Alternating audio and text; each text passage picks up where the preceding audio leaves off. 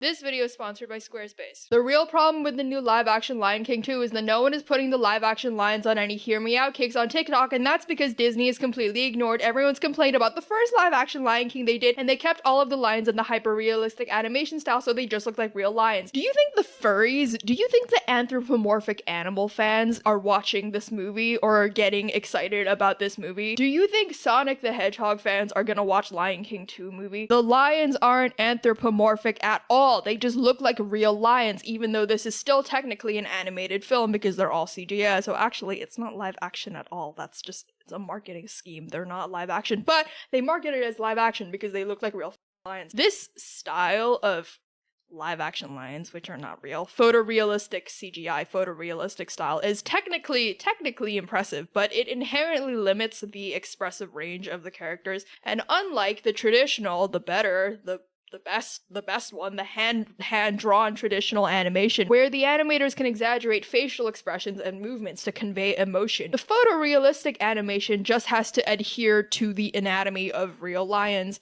and the physicality of real animals. And that creates a really weird dichotomy where like the visuals of the movie and the storytelling of the movie don't really match up and they don't really align, especially in a narrative that's as emotionally driven as The Lion King. Original Lion King works, and all animated animal movies for that matter, they work because they blend human traits with non-human forms, aka making them anthropomorphic, making them relatable while they still feel fantastical and like they're animals. When you strip that away, as with the photorealistic animals that you see in the live-action Lion King, which is not live action, you lose a lot of the emotional storytelling that makes the characters resonate with audiences. So for those of you that don't know, anthropomorphism is like when you make animals have human traits. It's a type of storytelling tool that's gone back thousands of years, so it's not just like weird stuff on DeviantArt. Like think of the Aesop's fables or even ancient Egyptian gods. Those are all forms of anthropomorphism. So like anthropomorphism is like when animals are made to be like very obviously human-like, so like very obviously fictional characters, so like human and animal traits, like fursonas or Shadow the Hedgehog. This works for inanimate objects too, not just animals. So like if you give like a toothbrush human traits, then that would also be a form of anthropomorphism.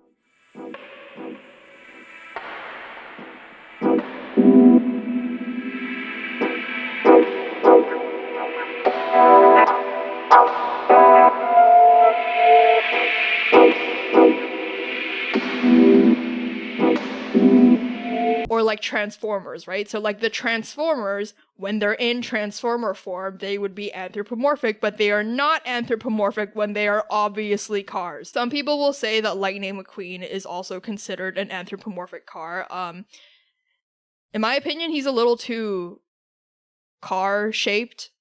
But he has the big cartoon eyes, right? Which make him anthropomorphic, even though some of the stuff on there is a bit weird. But like in argument, yeah, this is an argument of degrees, right? Like Lightning McQueen is also an anthropomorphic car. But these lions, these fucking lions, they just look like real lions. And this movie is marketed as live action, but actually it's not. They're not actually real lions at all because they're just animated, but they're done photorealistically to look like real lions with the intent of them being real lions. If they could train real lions to do this shit, but they can't. So they're photorealistic CGI lions, which are meant to be live action. The lack of anthropomorphism in the live action Lion King remakes is therefore why the movies are being received so poorly, because it doesn't work for the storytelling and also on Simba from Lion King. Oh, yeah.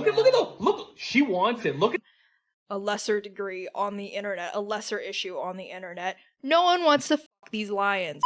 I forgot about Aslan. I forgot about Aslan from the Narnia movies. I forgot about Aslan. If people totally have a crush on Aslan online from the Narnia movies, this completely ruins my argument. What am I gonna do? This is gonna ruin the entire video because he looks like a lion too. Look at this guy. That's a lion. It looks the same. It looks like a realistic lion. I need to do the mental gymnastics and pull a reason out of my ass for why this video should still exist, but I can't right now. That's me being me writing this script right now like 2 weeks ago, and I totally realized this while I was halfway through writing the script. But at that point, I would have no YouTube video, and therefore you wouldn't even be watching this. For the sake of this, I'm just going to continue pretending that I'm discovering this right now on live. Oh my god, this is so crazy. I'm discovering this immediately. This is definitely not a stage bit in the video.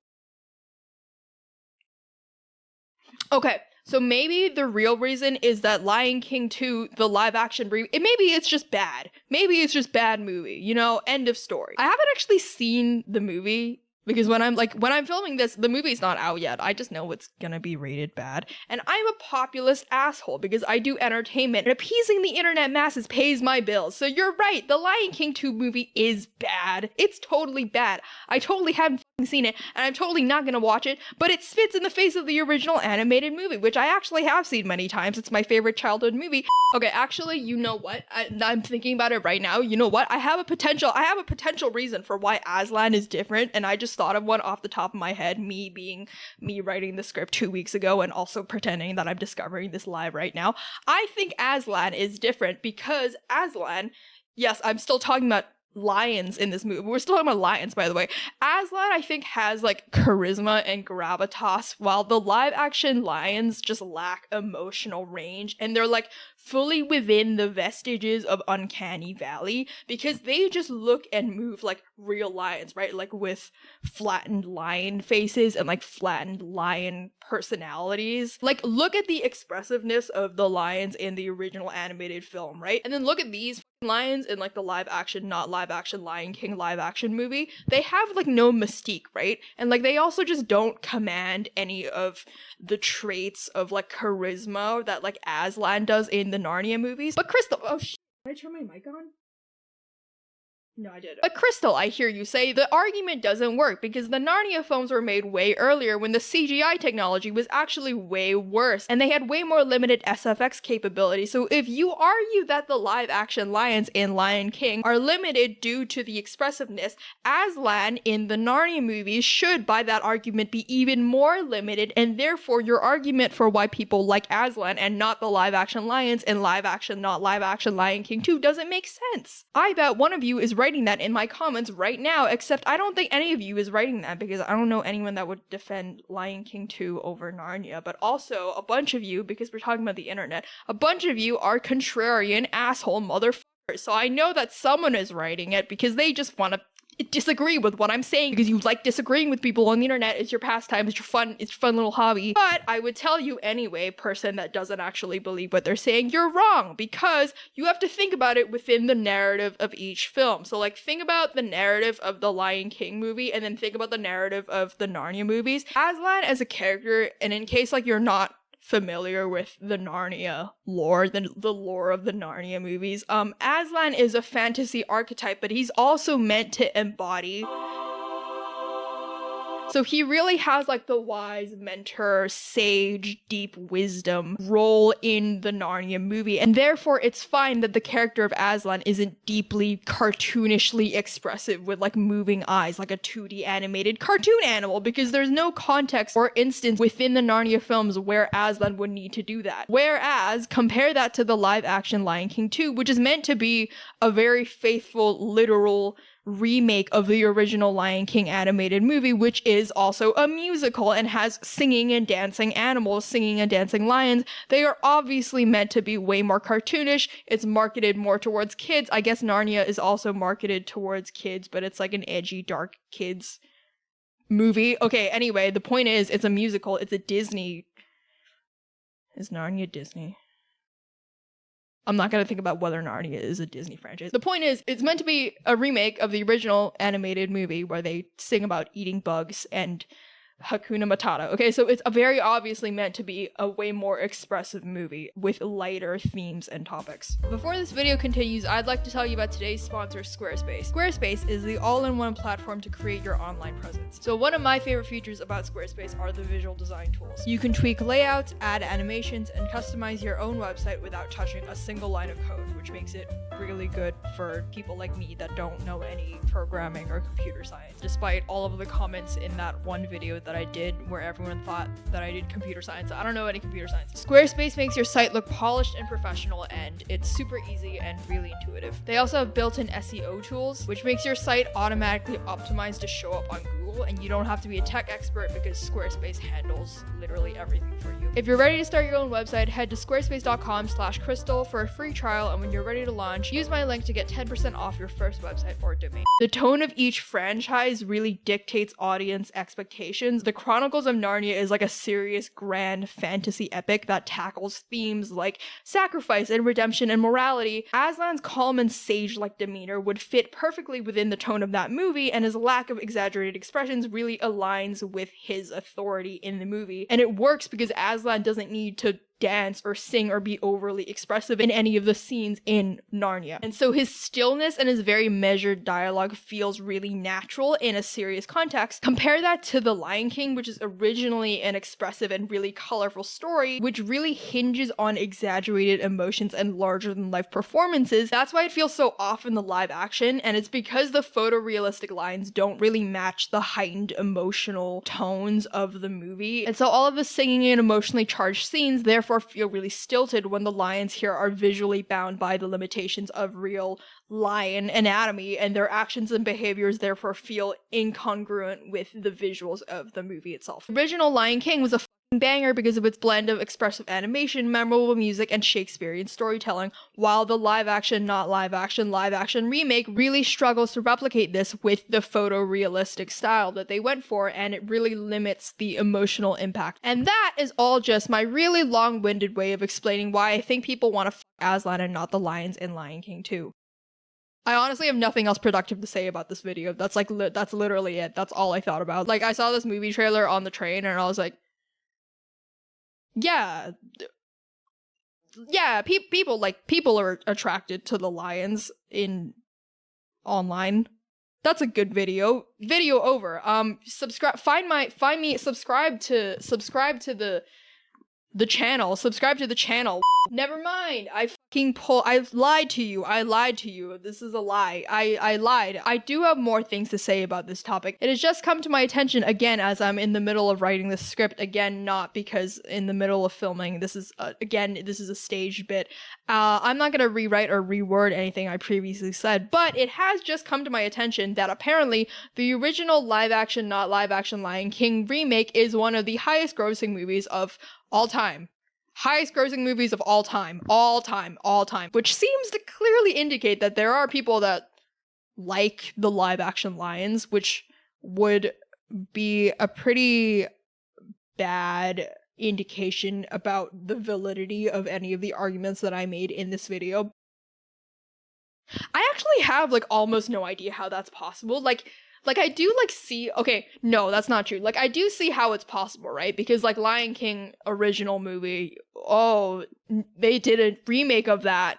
Let's go watch that because I know the first one. And then you take like your little kids, because people that watch Lion Kings have kids now. So like everyone is watching this movie. So like I do see like why the movie like quantitatively was a big commercial box office hit. But like also for like the second one, right? For Lion King 2, like I'm sure they've seen a million people online, like other wannabe insufferable critics like me online, be like, why would they not take any creative liberties with remaking the live action Lion King 2? People would still watch the movie. So like, what do I have to contribute to this conversation if like a million other annoying ass motherfuckers online is exactly the same thing? True, but I know like you people of the internet, you all just want to like hear people say kind of the same thing, but like in moderately different flavors. So like I'm about to jump on the Lion King 2 grift as well for money, okay? I'm about to do the same thing as everyone else. I have nothing else productive to say, but I'm gonna do it anyway.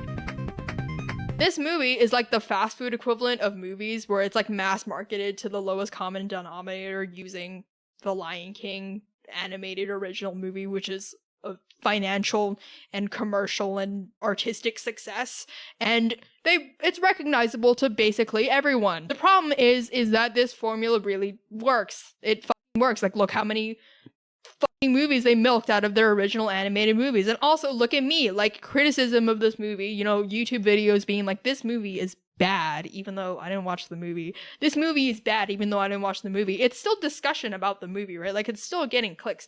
And maybe you didn't know there was a live action Lion King, not live action Lion King 2 that was going on. And now you're gonna Google the movie, and then you're gonna be like another person that's watched this, or you're gonna be like, oh my god, Crystal talked about that. Let me go watch it in the cinema, right? So like any publicity is good publicity. If you have like a Disney Plus subscription, I think they're probably gonna charge you to like pay for the movie to like watch it early, but like they're still making money off of you. That's my point. So like my argument now is that like they know that this movie is gonna do bad in the reviews and stuff. Like I think on some level they're very aware that people don't like when they do this thing, when they do this shtick, but they're gonna do it anyway, right? So like that is my argument, and I think that is generally the sentiment online, but also I feel like that's not necessarily true. Like hear me out, right? I do actually weirdly think that there is a subset of people like in tech or in shareholders, some people with money and power decision making think that realistic movies is like a very noble and artistically valid endeavor that other people will enjoy. Does that make sense? Like, I think there is like a weird subset of like people online or like tech people that seem to think the only way to improve on a product or like a movie is to be like, what if existing successful franchise but realistic? Like everyone just wants things to be realistic, so like why wouldn't we just make an animated movie realistic? And that's like a broader issue with CGI, right? Like the push for realism, which often comes, at least for movies, maybe not video games. I don't have that much of an opinion on that. For film, at least, I feel like the push for realism often comes at the expense of storytelling. I feel like exaggeration in animation should be seen as like a feature and not a limitation of the field, because it really helps to convey complex emotions in like really simple, impactful ways. And when people like focus so heavily on realism in animated movies, like when Pixar was like, oh my god, look at the thread count on Mr. Incredible's shirt, like yeah, okay, but like also I feel like when they lean fully into CGI, the films really sacrifice some of the magic that makes animated stories so universally appealing, which is that it's simplified, you know? It's like big complex issues which we can really bring into a microcosm, into like really concentrated points so that they're comprehensible and enjoyable for both adult audiences who can see the nuances of these themes, but also make them straightforward and clear enough for children to also enjoy. And I feel like the issue is that like commercial success is not indicative of artistic success. And also when you argue with people online, they're like, well, actually this movie was a commercial success. And it's like, yeah, but like there are different types of success. The fact that the live action Lion King remake did crazy numbers at the box office does show how nostalgia and brand recognition can really overpower creative direction. And that's like a wider issue with the big studio system, right? Because there's no true incentive for any of the studios to change anything about their approach, because from an economic perspective, right, the movie's a great success. Yeah, everyone is dumping on it and the reviews are bad, but like who gives a shit? I still made like $1 billion. And the reason the live action Lion King is so much more offensive than like a live action remake of a different animated film franchise that Disney's done, or like at least in my opinion, right? Partially it's because I have a bias because I love the Lion King, the original one, but it's also because I feel like they in this movie lean so heavily into the photorealism, it actually leaves no room for creative liberties or reimagination. So like even some of the live action remakes for the other animated film franchises that Disney's done, like Maleficent, or like even the other ones, right? Like Cinderella or Aladdin, which at least those films took some creative risks by trying to expand the story or reinterpret the characters in a certain way or adding unique stylistic elements. But like the Lion King remake plays it completely safe. Like it plays it completely vanilla, and it offers like a nearly shot for shot recreation of the original, but without any of the charm or the expressiveness that made the original so great. By the way, just to be absolutely clear, like as a way of disclaimer, this video is not a criticism of any of the people that work on these movies. Like this is not a criticism of the director who has made fantastic movies in the past, or any of the actors or crew members or animators or CGI artists. This is like merely my opinion on the creative choices and the direction that the studio is taken and the approach taken to this film, and like the broader implications of prioritizing commercial appeal over artistic innovation. Anytime someone is employed in film or like animation, it makes me happy. I wish I were employed in film and animation, but I'm not, and that's why I make videos online. But I think that a lot of these creative people, which are very, very talented in order to land a job at Disney.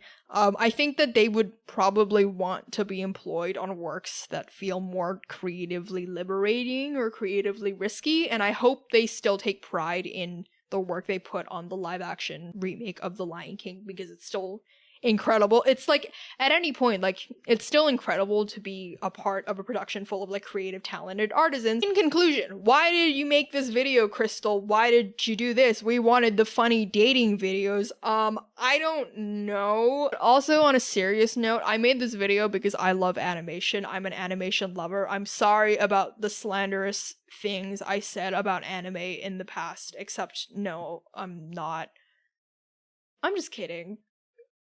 But I do love animation. My parents used to do animation. Animation clothed me and fed me and put the roof over my head. And I wanted to do it professionally for a little while I was a teenager, so I feel like I have like a really special connection to it. Also, I am also a lover of actors because I am an actor. So I always like it when my fellow actors get a big check from a big Disney movie because they're making another live action remake and therefore they need to cast more people. And yes, I did just say fellow actor, like fucking Tom Hanks would view me and my student short film credits as a fellow peer. But anyway, main takeaway from this video is that The Lion King 2 remake is not live action. It's still an animated movie.